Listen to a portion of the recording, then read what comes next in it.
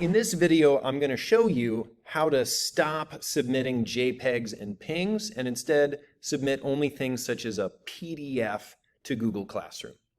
Now, to begin with, I want you to understand why it is that I don't like it when people turn in PNGs to Google Classroom. So here is an example of a PNG that somebody submitted to Google Classroom. And you would think, Mr. Erico, you can probably read this just fine.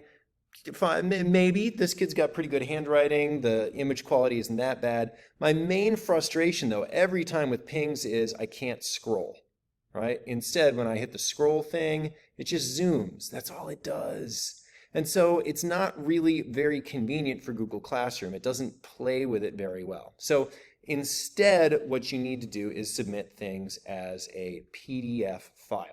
Now, please try to understand my frustration with PNGs and JPEGs and other poorly submitted files. Like if this picture right here is what were submitted to me, I'd be pretty upset with it. I mean, it's poor composition for one thing, just from a photography perspective.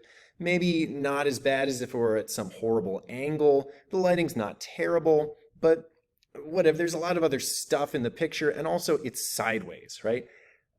Compare that with, I don't know, we'll sort of fast forward to the end here. This beautiful thing. Ooh, it can even get better. Look at that is so clean. And if that's what you submitted, I would be incredibly happy. I can read it perfectly. So if you're submitting things that you hand wrote, you definitely need to do it like this. Mr. Erico, I have no idea what you just did. What is this even? Well, let me show you. Now, if you poke around on the App Store just for 1 second, right, and search for just document scanner, all these apps are going to come up, right? There's all kinds of things that you can use as a document scanner, and all of them do approximately the same thing, right? This one you can see, we started with a terribly composed thing. It's crooked, and magically it turns it into this thing with nice white background, no cluttering grayscale, and it's straight. How does it do that? I don't know what magic goes on under the hood, but this is extremely desirable when you are submitting papers, right? You want it to come out clean and legible. And the document scanner apps exist entirely to do that. Now, I don't really care which one you do. I will say my preference is for one like this one here, where it makes a nice clean background. There are others that will literally just turn something into a PDF, which is not as good. The particular example I'm using is Dropbox. Now, I use Dropbox for a number of things. It'll sync photos to my computer and whatever. If you've never used Dropbox before, it's good for some things.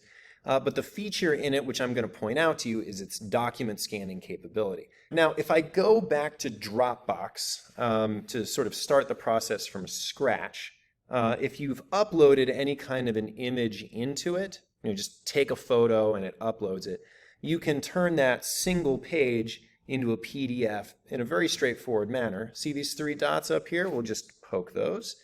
And then down here, there's the option Save as Scan. And then it does that.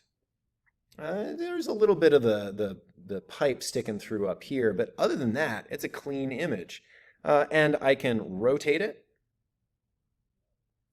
And you know what? I can even, rotating was the bottom right thing down here. I can even poke this thing and change the range over which it extracts the data. So if I really don't like that pipe being in there at all, I can shift those things around, tell it done, and there we go. Like magic, it's missing and it's converted it into something that will print nicely on an 8.5 by 11 piece of paper.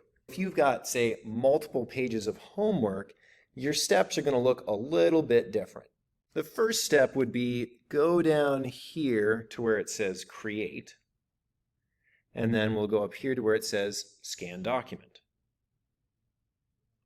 Pick up the iPad, because what it's doing now is accessing the camera, right? And it's finding the picture. There we go. Did a decent job. I don't really care for that dark line over there. So what I'm going to do is get all fancy and poke that button at the bottom and shift this over so that it's only collecting from the region I want, and look at that. It's a gorgeous, well, not photo, but PDF, right? Nicely scanned with none of the other junk in the background. Great. And again, I did that by poking this button down here to change the range over which it's selected. If it had it in the wrong orientation, I could hit this button to rotate it. And now if I need to add another page to my PDF, because let's say it's a 2-page homework, then I hit that plus button there. Let's see, I need my page 2. It'll get it. It's getting it. Okay, yeah, it's pretty good. Not great, but acceptable. All right, in any case, what we've accomplished now is we've created a 2-page PDF, which is clean. There's no background stuff. There's no excess stuff around the edges of it. And I could then take this very easily and upload it to Google Classroom, and it would be scrollable, zoomable, whatever, without any of the fuss. Final step would be we go up here to Next, and we tell it to save it. We can specify a file name. We can tell it where exactly we want it to go. Choose a different folder if you like. Then you can finally hit Save, and it's ready to be uploaded to Google Classroom. Well, there you go. That's how you turn a grody PNG or JPEG into a PDF, or at least that's one way to do it. I don't care which document scanner you use. I used Dropbox because I was familiar with it. If you discover you have a different preference, fine, go for it. Also, if you're using Notability, then you're obviously already writing on the computer, and there's a way to output to a PDF. But if you are a pen and paper person like me, this step is a must to make your submission be nice and clean and easy to read. So I hope this was helpful. Thanks, guys.